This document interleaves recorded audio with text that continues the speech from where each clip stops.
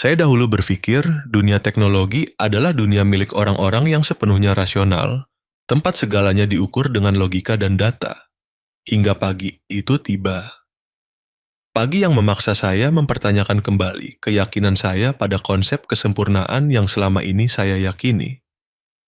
Jakarta, pukul 8 pagi. Kantor pusat Arkatek bersinar terang dihantam cahaya mentari. Di bawah kaki gedung, ratusan insinyur muda dari seluruh Indonesia berkumpul di depan aula utama.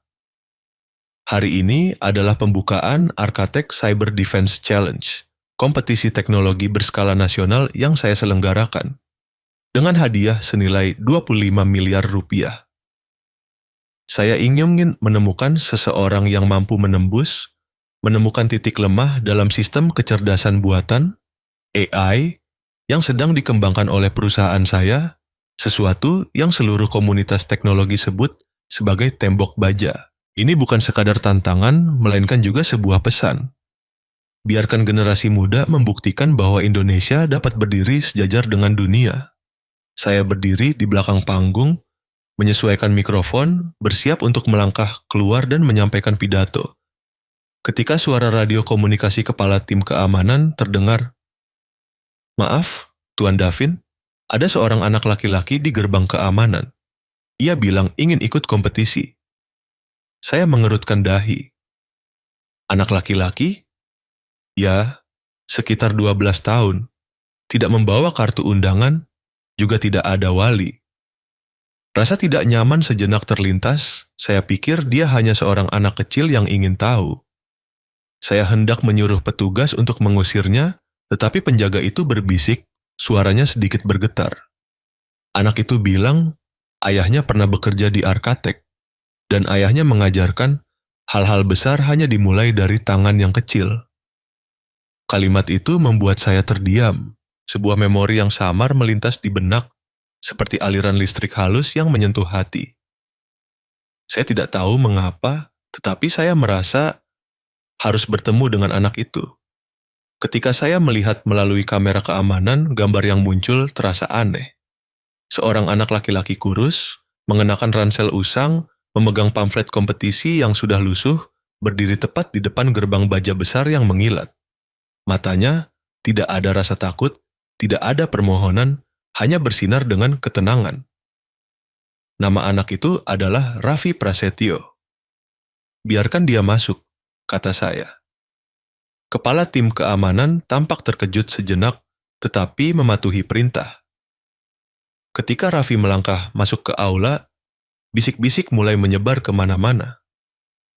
Siapa anak ini? Anak kecil ingin meretas sistem?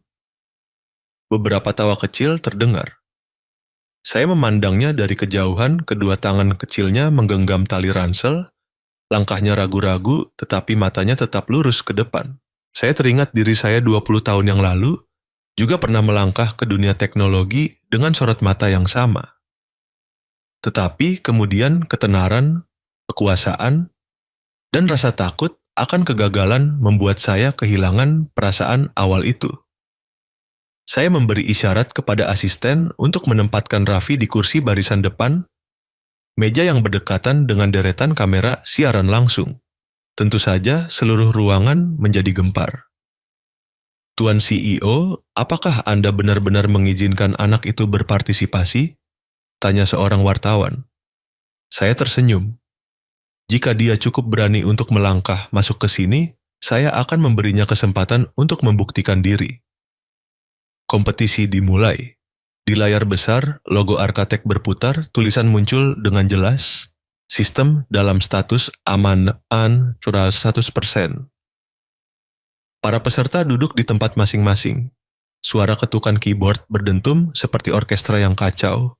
Saya berdiri di podium, mengamati melalui kaca. Perasaan familiar akan kepercayaan diri menyelimuti seluruh ruangan.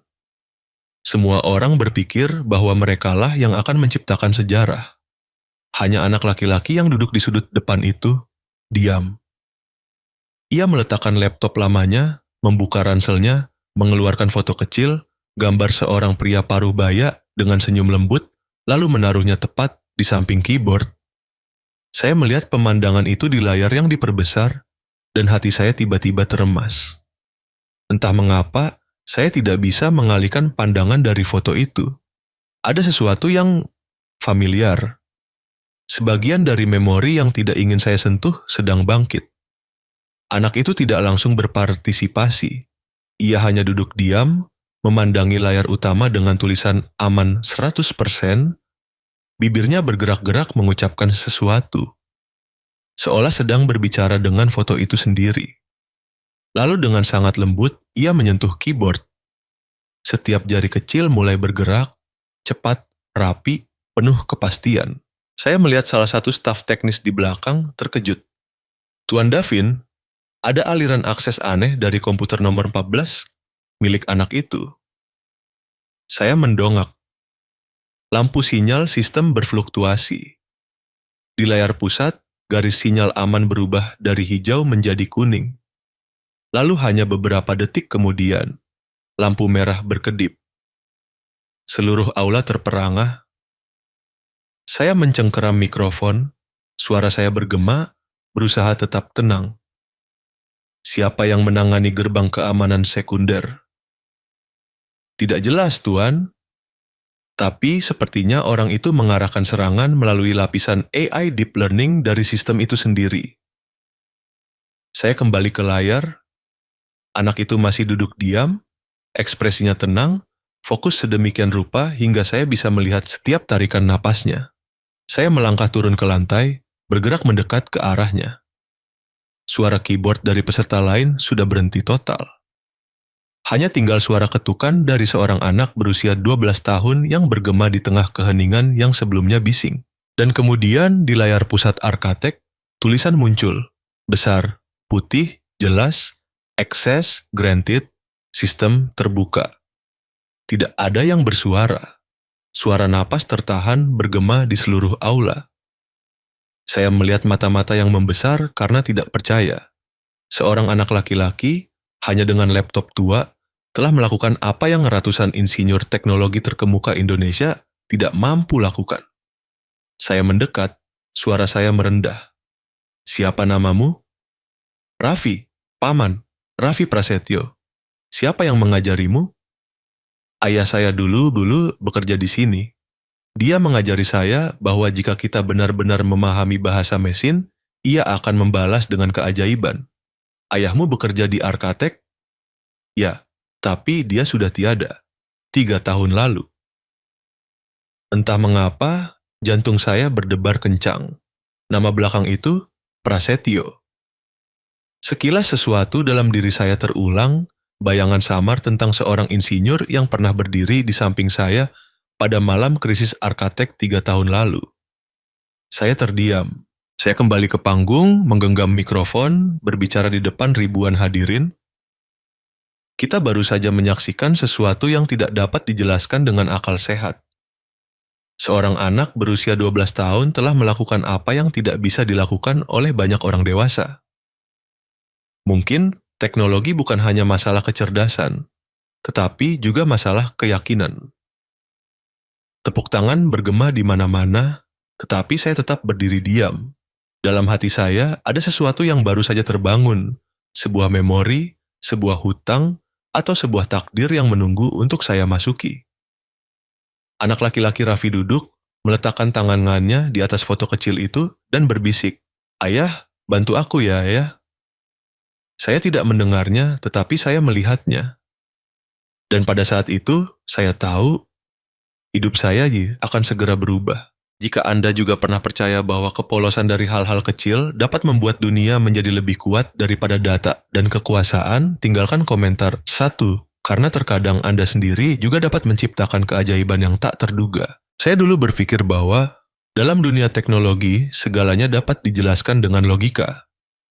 Namun pagi itu, ketika melihat anak yatim piatu itu duduk di depan deretan komputer, saya menyadari ada hal-hal, meskipun saya adalah pencipta ribuan baris kode, saya tetap tidak bisa memahaminya. Kompetisi dimulai. Aula di lantai 20 bersinar terang oleh lampu, terpantul di layar-layar LED raksasa. Di sana, logo Arkatek berputar bersama tulisan Cyber Defense Challenge. kompetisi pertahanan sistem kecerdasan buatan terkemuka di Indonesia. Lebih dari 100 peserta duduk di tempat mereka, para insinyur dan mahasiswa terbaik bangsa. Semua membawa kebanggaan, keyakinan bahwa mereka akan menjadi orang yang meraih hadiah 25 miliar rupiah. Sementara saya, dalam peran sebagai ketua dewan, berdiri di podium tinggi, mengamati seluruh pemandangan melalui lapisan kaca transparan. Pandangan saya tanpa sengaja berhenti pada anak itu, Raffi Prasetyo. Ia duduk di barisan depan, kecil di antara kursi-kursi besar dan orang-orang berjas, memakai headset, mengetuk keyboard seperti para pejuang siber. Kemeja putihnya sedikit kusut, ujung lengan bajunya sudah usang, tetapi posisi duduknya begitu tegak lurus secara aneh. Ketika aba-aba terdengar, suara ketukan keyboard meledak seperti musik yang mendesak. Rentetan kode muncul, perintah serangan dan pertahanan berjalan di sepanjang layar pusat. Para insinyur dewasa mulai mempercepat, menggunakan alat-alat kompleks, perangkat lunak simulasi, algoritma canggih. Saya merasakan ketegangan menyebar di seluruh ruangan.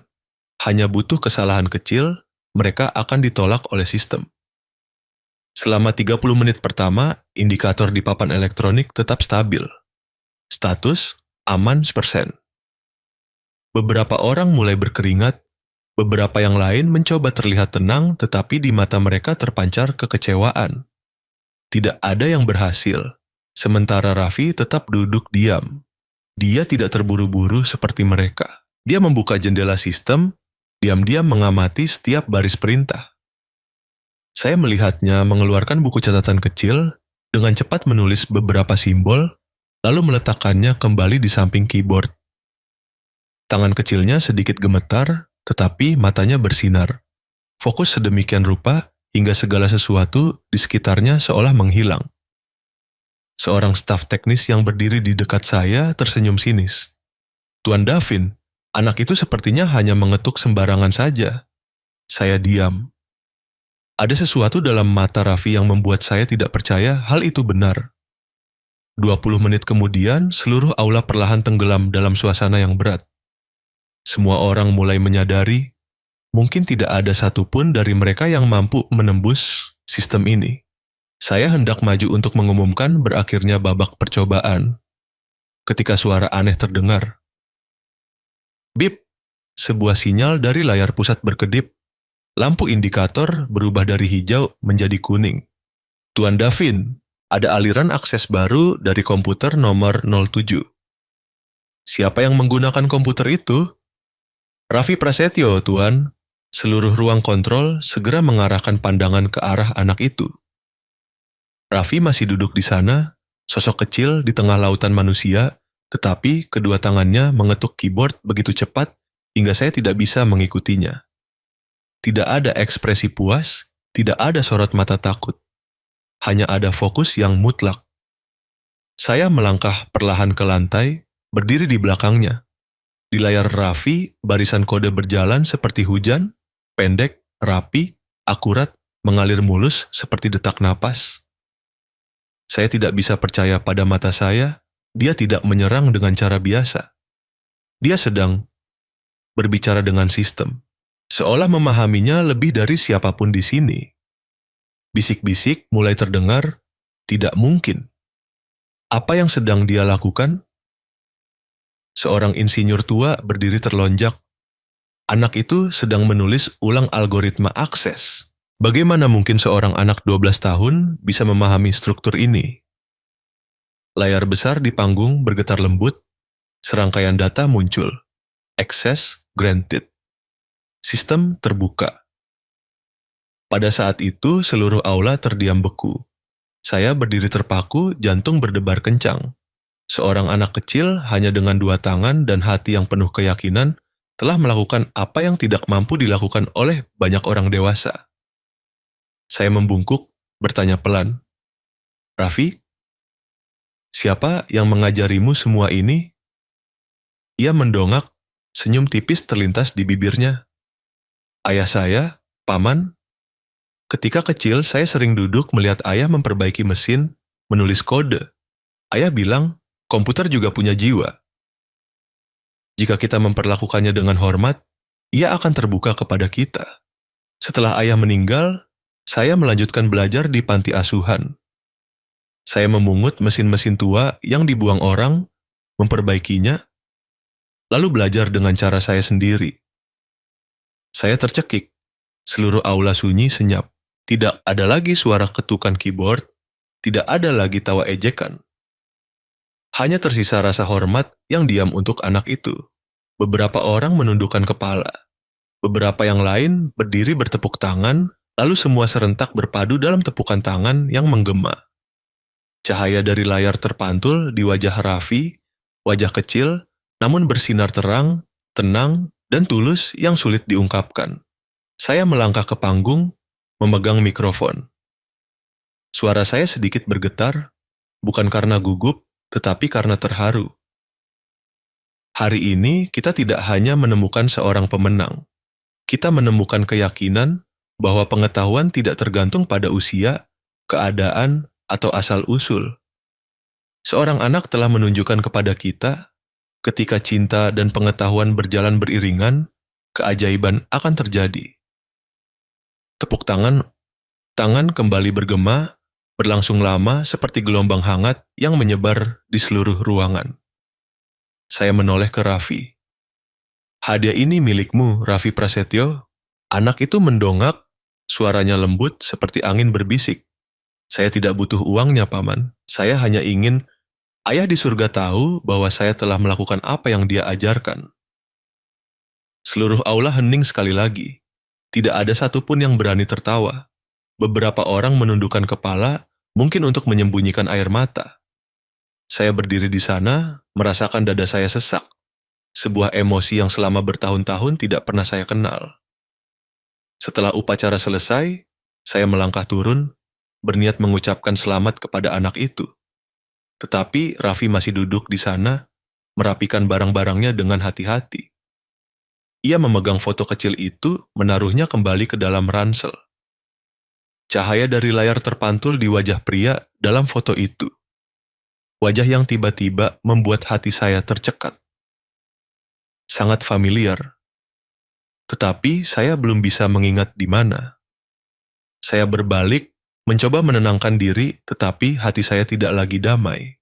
Sebuah perasaan aneh, hangat sekaligus nyeri, menyelinap jauh ke dalam lubuk hati saya. Saya dulu percaya bahwa teknologi adalah hal terkuat di dunia. Tetapi kini, saya menyadari, hal terkuat justru adalah seorang anak kecil yang berani percaya pada ayahnya.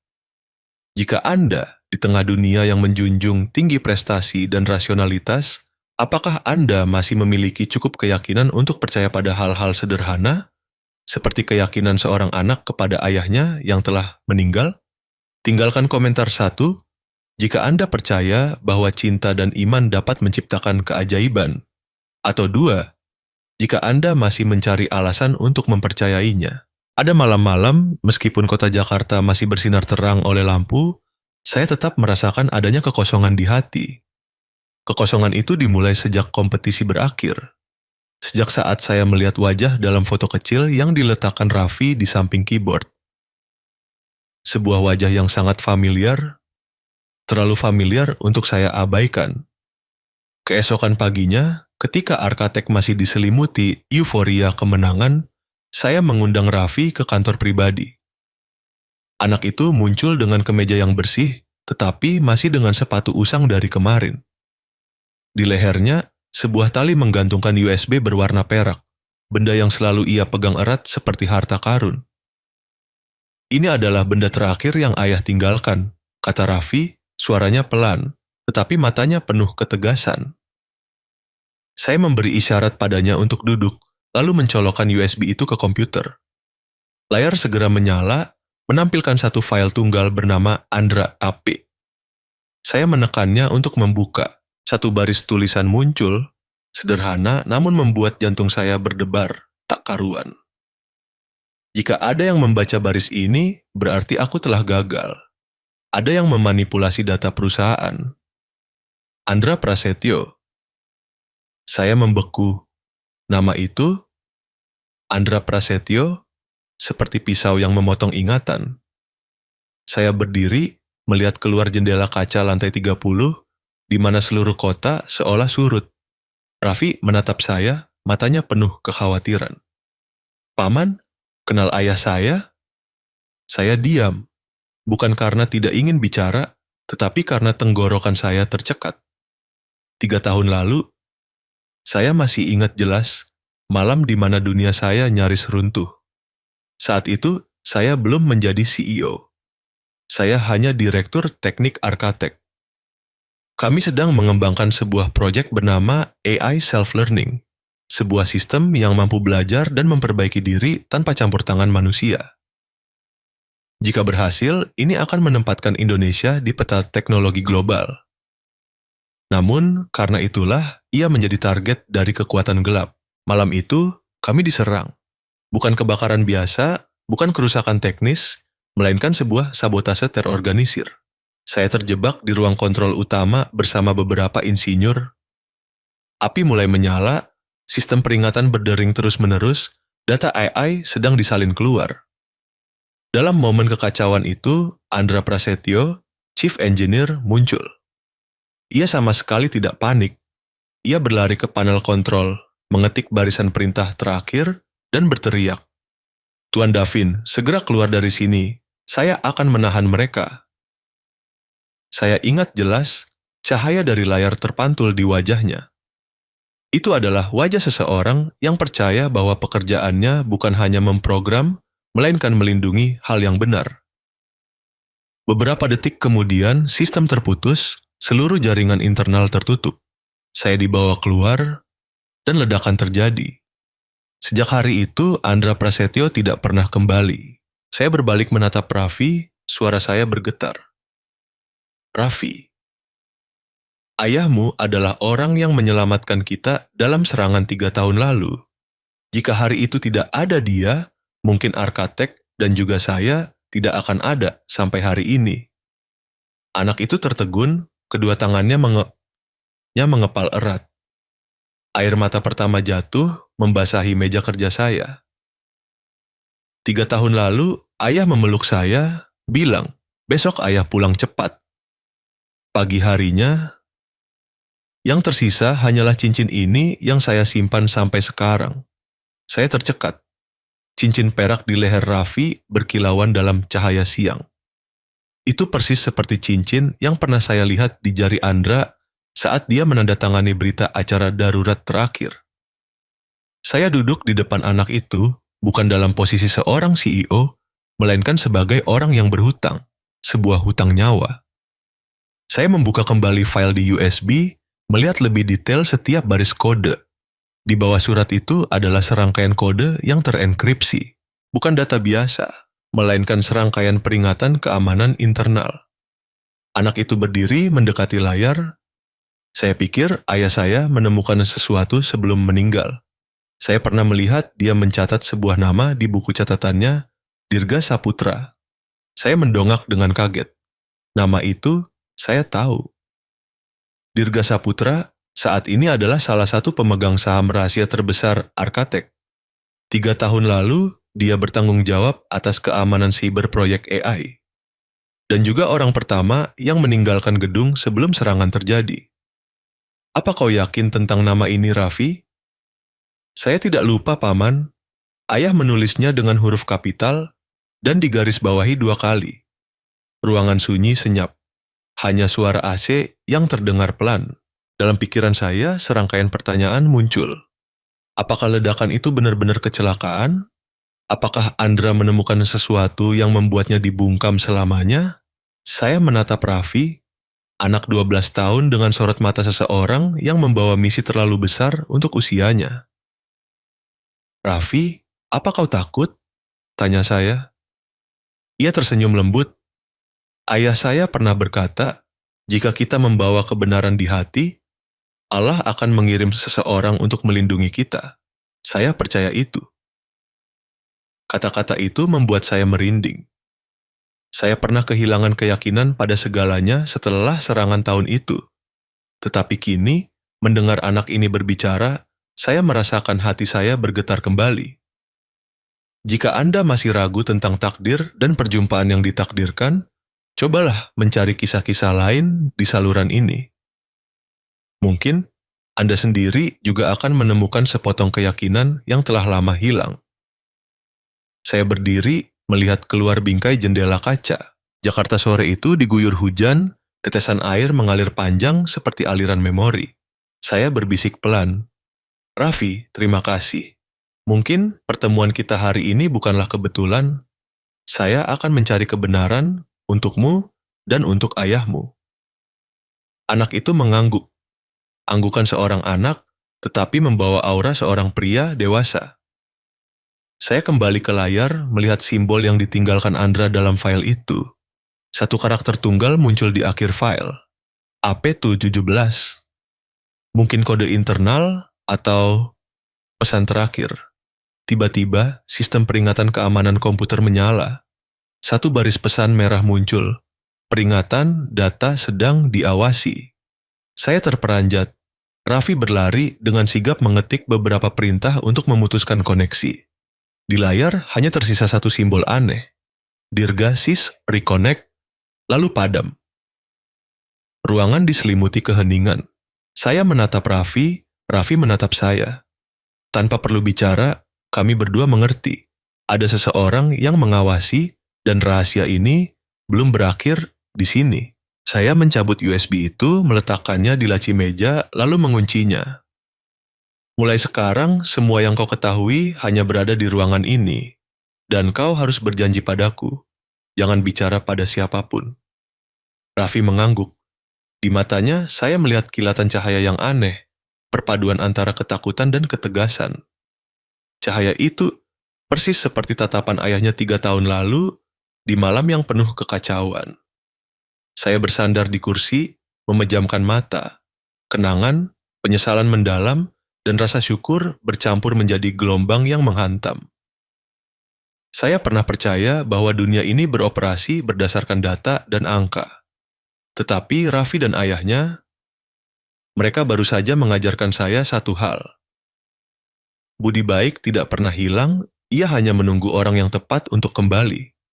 Terkadang, masa lalu tidak tidur nyenyak. Ia hanya menunggu satu momen, satu peristiwa, satu napas, untuk bangun, menuntut kembali apa yang pernah hilang darinya. Dan di malam hujan itu, saya mengerti bahwa kebenaran, meskipun terkubur selama apapun, selalu tahu cara untuk kembali. Berita tentang kemenangan Raffi menyebar kemana-mana. Anak yatim piatu berusia 12 tahun yang berhasil menembus sistem keamanan Arkatek dan melakukan hal yang mustahil menjadi topik utama di setiap surat kabar. Saya melihat judul-judul berita yang mencolok di layar. Jenius cilik membuat CEO Arkatek meneteskan air mata. Anak yatim mengubah pandangan masa depan teknologi Indonesia. Seharusnya saya merasa bangga tetapi tidak. Di hati saya kegelisahan yang sunyi mulai tumbuh. Tidak ada yang tahu bahwa di balik kemenangan itu terdapat sebuah rahasia yang bisa membuat seluruh perusahaan runtuh. USB milik Raffi bersama barisan kode yang ditinggalkan oleh ayahnya, Andra Prasetyo. Dan saya tahu orang yang berada di balik serangan 3 tahun lalu, Dirga Saputra, juga telah melihatnya. Sore itu, ketika saya sedang bersiap meninggalkan kantor, sekretaris melaporkan bahwa ada seseorang mengirim amplop tanpa nama pengirim. Di dalamnya hanya ada selembar kertas. Seorang anak bisa menghancurkan sistem Anda. Dan saya tahu cara menghapus anak itu maupun sistem itu. DS, saya meremas kertas itu erat-erat, rasa dingin menjalari punggung saya. Tidak ada keraguan lagi, Dirga telah kembali. Malam itu, hujan turun di Jakarta dengan derasnya. Kantor pusat Arkatek bersinar di tengah kota. Saya tetap berada di kantor lantai 30 bersama Raffi untuk meninjau kembali sistem. Raffi duduk di samping saya, memperhatikan barisan kode di layar dengan saksama. Paman, saya rasa ada seseorang yang mencoba menyusup. Bagaimana kau tahu? Karena sinyal ini berulang secara berkala. Seperti seseorang mengetuk pintu, sangat pelan, tetapi tidak melepaskan tangannya. Saya melihat ke layar, memang ada fluktuasi kecil di porta internal. Sebelum sempat bereaksi, seluruh gedung menjadi gelap gulita. Listrik padam. Suara alarm berbunyi memekakan telinga. Saya menyalakan lampu senter di ponsel. "Raffi, tetap di tempat," teriak saya. "Tidak, Paman." Mereka mencoba mengambil alih kendali jarak jauh. Anak itu melompat ke server cadangan dengan sigap menghubungkan perangkat yang tergantung di lehernya.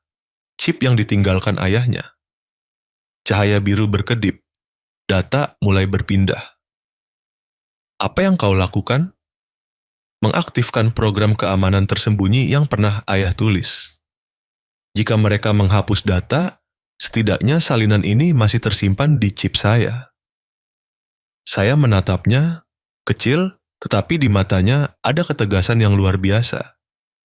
Di tengah kegelapan dan suara sirine, Raffi tetap lebih tenang daripada orang dewasa manapun yang pernah saya kenal. Pintu lantai 30 terbuka paksa, langkah kaki bergema.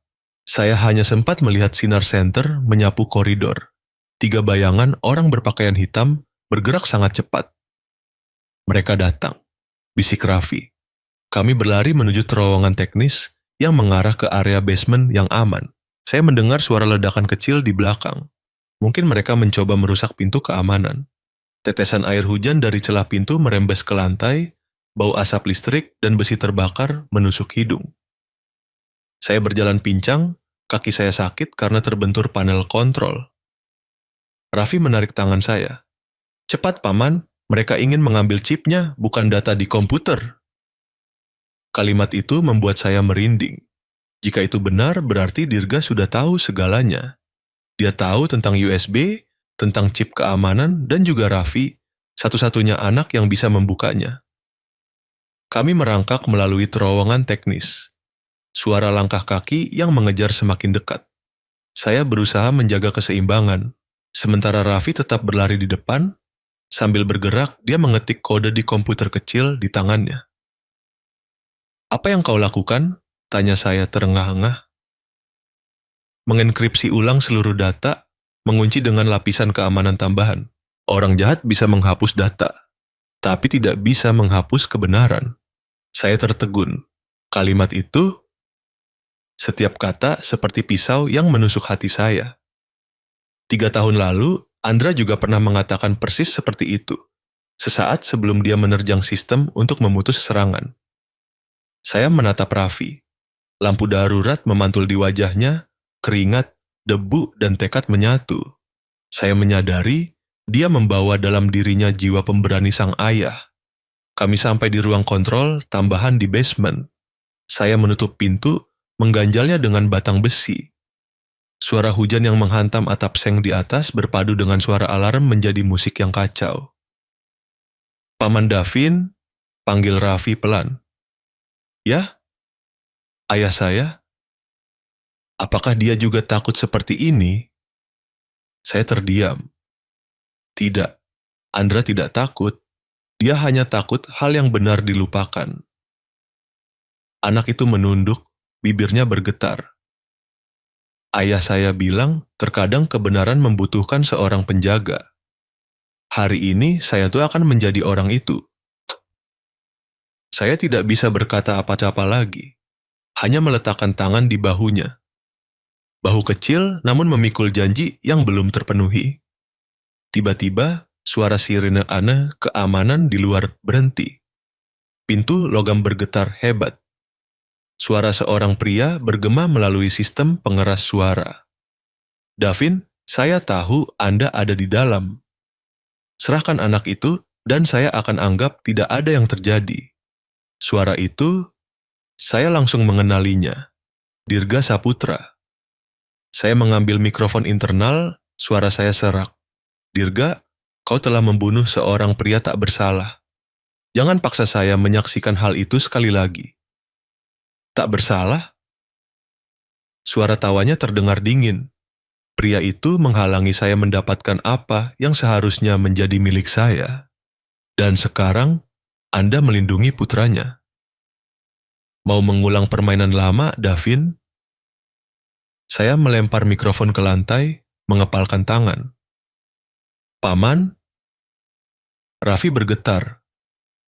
"Paman tidak perlu melakukan ini untuk saya." "Tidak, Raffi. Ayahmu telah menyelamatkan saya. Sekarang giliran saya melindungi kamu, seperti yang pernah dia lakukan." Saya menarik anak itu mengikuti jalur keluar sekunder, sementara suara gedoran pintu semakin keras. Kami berlari ke koridor belakang, tempat tangga menuju area pemeliharaan. Di luar, lampu polisi berkedip biru merah, memantul melalui kaca-kaca yang basah. Suara sirine pene melengking di tengah hujan. Polisi telah tiba. Saat kami baru saja keluar dari pintu, sinar senter menyorot langsung ke mata kami. "Tuan Davin Arka, ini polisi, letakkan senjata." "Kami tidak membawa apa-apa, mereka ada di dalam," teriak saya. Sekelompok polisi menyerbu masuk, melumpuhkan orang-orang yang tersisa di dalam gedung. Dirga ditangkap saat mencoba melarikan diri melalui tangga barang.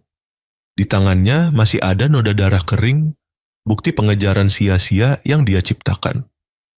Saya melindungi Raffi di belakang saya, melihat pemandangan kacau itu dengan perasaan yang sulit diungkapkan. Hujan masih turun, berpadu dengan cahaya lampu polisi memantul di wajah anak itu. "Paman Davin?" kata Raffi pelan, matanya berkaca-kaca. "Saya takut sekali." Saya membungkuk, menaruh tangan di bahunya. "Mulai sekarang, saya yang akan menjagamu, seperti ayahmu pernah menjaga saya." Anak itu mendongak menatap saya, matanya yang basah memancarkan sinar lemah namun tegas. Pada saat itu saya tahu, pertempuran ini belum berakhir. Karena kebenaran, sama seperti keyakinan, bisa disembunyikan, tetapi tidak bisa dihapus. Saya pernah berpikir, setelah malam kegelapan berlalu, cahaya akan muncul dengan sendirinya. Tetapi tidak. Terkadang, untuk melihat cahaya, kita harus menjadi orang yang menyalakan obor pertama. Malam serangan Arkatek berlalu meninggalkan retakan dalam diri saya, antara ketakutan dan tanggung jawab, antara keheningan dan kebenaran. Saya tahu, jika saya memilih diam, masa lalu akan tidur nyenyak. Tetapi jika saya bersuara, mungkin seluruh kekaisaran yang saya bangun akan runtuh.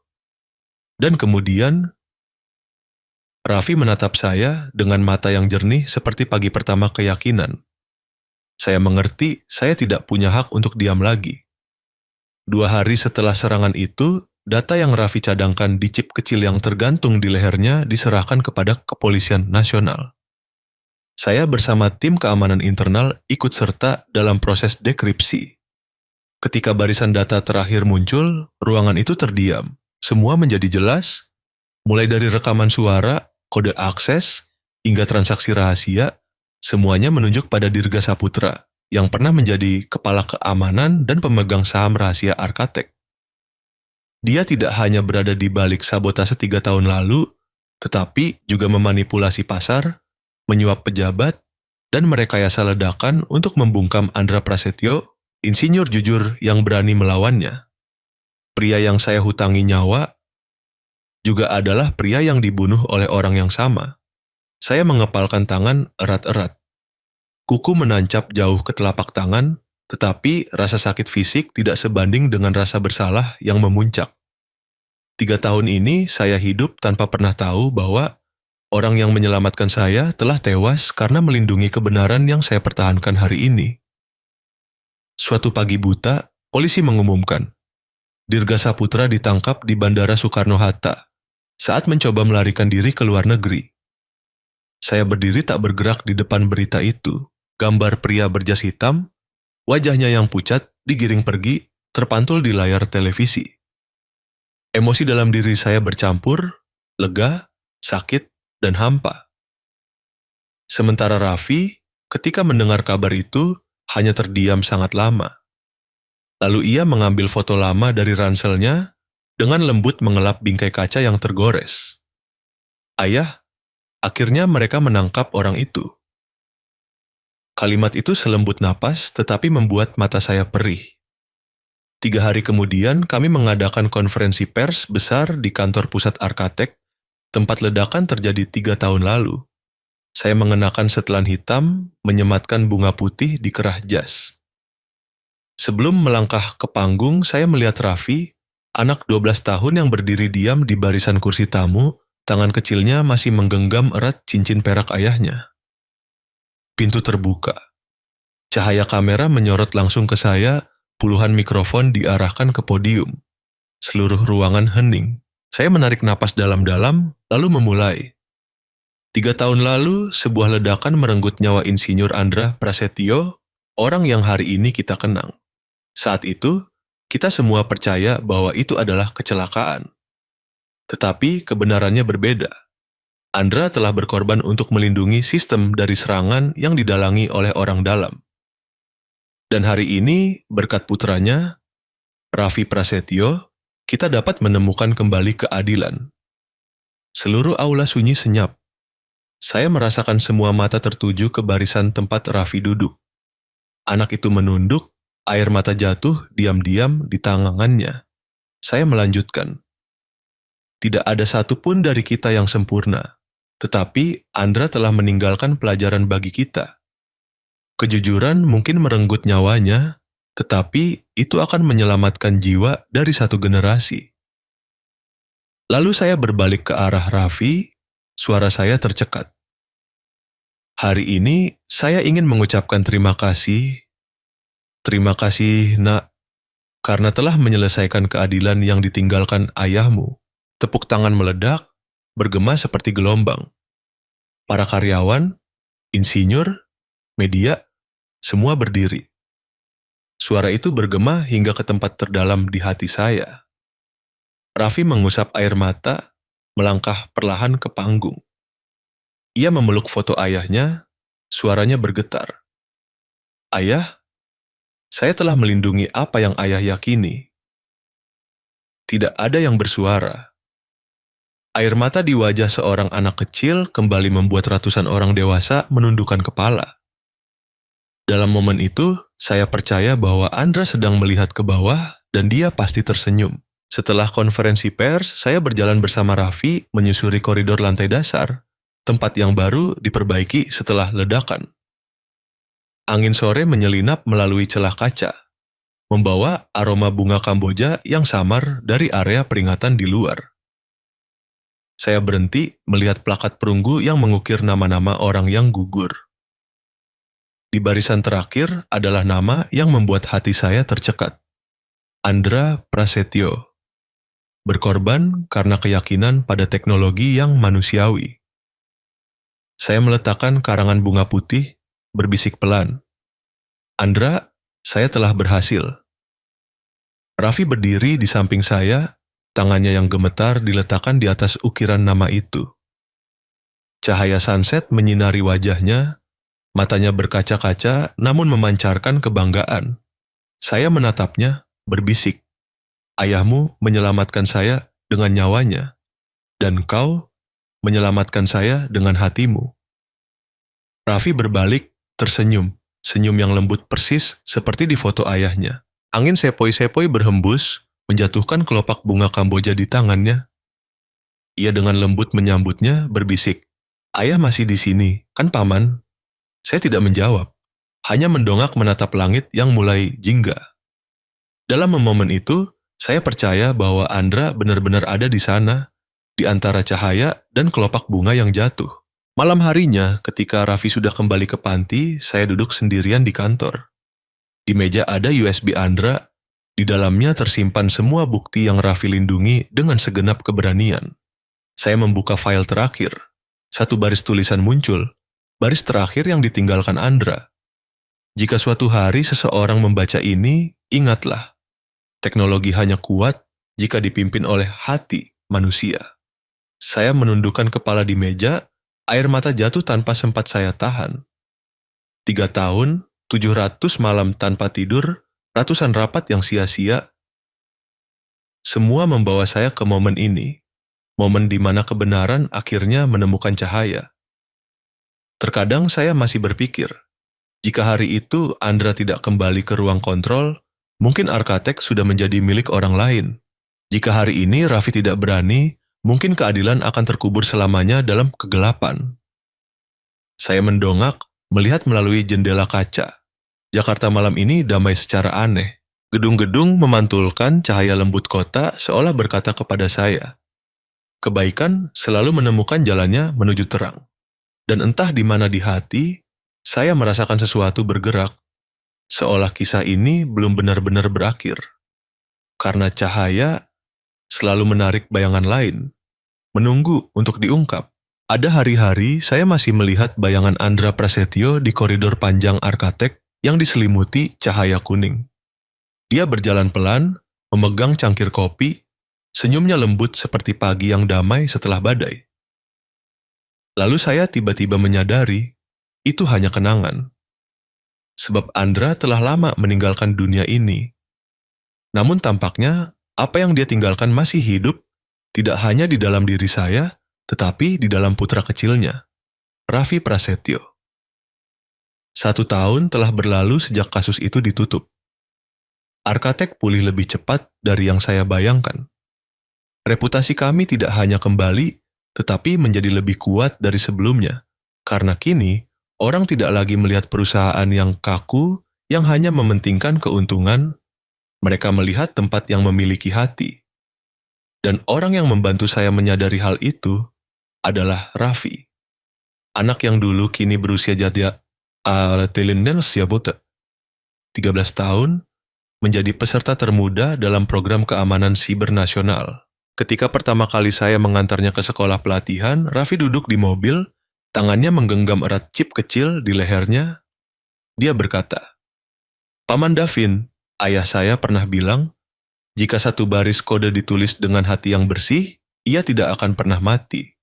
Ia hanya menunggu orang yang cukup percaya untuk mengaktifkannya kembali." Saya terdiam. Kalimat itu adalah pengingat yang lembut namun mendalam. Dalam dunia kami, dunia di mana segala sesuatu diukur dengan data, kecerdasan buatan, dan algoritma, hanya ada satu hal yang tidak bisa diprogram, keyakinan. Saya mendirikan Arka Foundation, yayasan yang mendukung anak yatim piatu berbakat di bidang teknologi. Setiap kali ada anak yang diberi kesempatan untuk belajar, saya teringat tatapan Raffi pada hari pertama, ia melangkah ke gerbang Arkatek, kecil, tegar, dan penuh cahaya. Saya mengundang Raffi menjadi duta kehormatan yayasan. Ia muncul di acara peluncuran, mengenakan kemeja putih, di lehernya tergantung chip perak, berdiri di depan ratusan orang. Ketika ditanya perasaannya, Raffi menjawab dengan suara yang jernih, "Saya tidak pandai berbicara di depan umum, tetapi saya yakin, jika seorang anak yatim seperti saya bisa mengubah sesuatu, maka setiap orang di antara kita juga bisa melakukan hal yang sama, asalkan tidak melupakan kebaikan hati." Tepuk tangan bergema. Anak itu menunduk berterima kasih, senyumnya begitu lembut. Melihat Raffi, saya seolah melihat Andra lagi. Dengan penampilan yang sama, cahaya yang sama, hanya saja anak ini membawa serta masa depan ayahnya. Sore itu, ketika acara selesai, Raffi dan saya berdiri di lantai tertinggi Arkatek. Jakarta bersinar dalam warna sunset, gedung-gedung memantulkan cahaya oranye lembut di permukaan kaca. Saya bertanya, "Raffi, jika sekarang ayahmu masih hidup, apa yang akan kau katakan padanya?"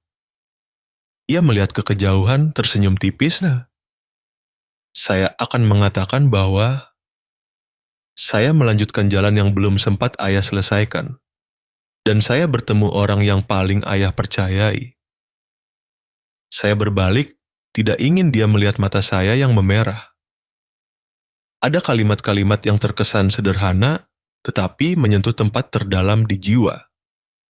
Di meja kerja saya masih ada benda usang, cincin perak Andra, yang Raffi berikan kembali kepada saya pada upacara peringatan tahun lalu.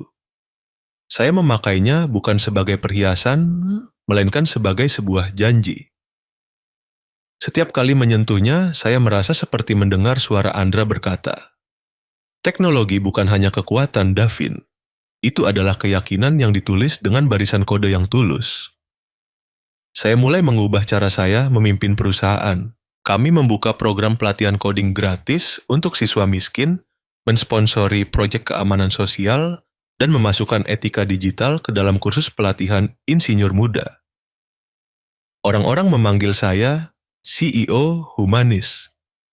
Tetapi kenyataannya, saya hanya berusaha melunasi hutang kepada teman yang berkorban untuk saya. Raffi sesekali datang berkunjung, setiap kali selalu ada cerita baru untuk diceritakan. Tentang barisan kode yang dia pelajari, tentang teman-teman barunya, dan juga tentang mimpinya membangun sistem yang membantu melindungi data anak-anak dari peretasan. Paman Davin, katanya pada suatu sore hujan, saya pikir teknologi itu seperti cermin. Jika orang yang melihatnya hatinya bersih, ia akan memantulkan cahaya. Tetapi jika di hati ada kegelapan, ia akan memperbesar kegelapan itu. Saya tertawa, mengusap kepalanya. Mungkin kau harus menjadi filsuf alih-alih insinyur? Raffi tertawa, matanya berbinar. Tidak, saya hanya mencoba melihat dunia seperti cara ayah mengajarkan. 1 tahun berlalu, saya menerima ratusan surat dari peserta Arka Foundation. Ada yang bilang ingin belajar teknologi untuk mengobati ibunya, ada yang hanya berharap bisa memperbaiki satu-satunya komputer sekolah. Dan di setiap surat, saya merasakan satu hal yang sama, keyakinan. Keyakinan bahwa, bahkan di dunia digital, hati manusia tetap menjadi bahasa yang paling kuat. Sore ini, Raffi kembali mengunjungi saya. Dia lebih tinggi dari sebelumnya, suaranya sedikit lebih berat, tetapi matanya masih jernih seperti hari pertama. Kami duduk di dekat jendela kaca, melihat cahaya sunset membentang di atas kota. Paman Davin, katanya, apakah Paman pernah berpikir, jika ayah saya tidak kembali ke ruang server hari itu, semuanya akan berbeda? Saya terdiam. Saya pernah berpikir begitu, tetapi kemudian saya mengerti. Takdir selalu punya alasannya. Ayahmu menyelamatkan saya dengan nyawanya, dan kau menyelamatkan saya dengan kejujuranmu. Raffi tersenyum, menggenggam chip di lehernya. Saya hanya melakukan apa yang akan ayah lakukan. Ayah pernah berkata, setiap baris kode yang jujur memiliki jiwa, ia tidak pernah mati. Ia hanya menunggu orang yang cukup percaya untuk mengaktifkannya kembali. Saya menatapnya. Dan pada saat itu, saya melihat Andra bukan di masa lalu, tetapi di masa kini. Dalam setiap tindakan, setiap napas anak ini. Saya tahu, darah sang ayah masih terus hidup, masih menulis barisan kode yang jujur di dunia yang penuh kepalsuan ini. Saya berdiri, melangkah menuju jendela. Cahaya sunset mewarnai seluruh ruangan menjadi kuning keemasan. Logo Arkatek terpantul di kaca dengan terang, seperti sebuah lentera di langit yang mulai gelap. Saya berbisik pelan, tidak tahu apakah untuk diri saya sendiri atau untuk Andra di suatu tempat yang jauh. Budi baik tidak pernah hilang. Ia hanya menunggu waktu yang tepat untuk kembali dalam wujud takdir. Di belakang, Raffi masih duduk di meja, tekun menulis barisan kode baru. Suara ketukan keyboard terdengar teratur, rendah, pelan, tetapi mantap. Saya menatapnya, hati saya terasa damai secara aneh. Dalam cahaya hari terakhir, saya tahu perjalanan ini belum berakhir, sebab setiap baris kode yang Raffi tulis hari ini mungkin secara diam-diam sedang menciptakan dunia yang lebih baik untuk hari esok.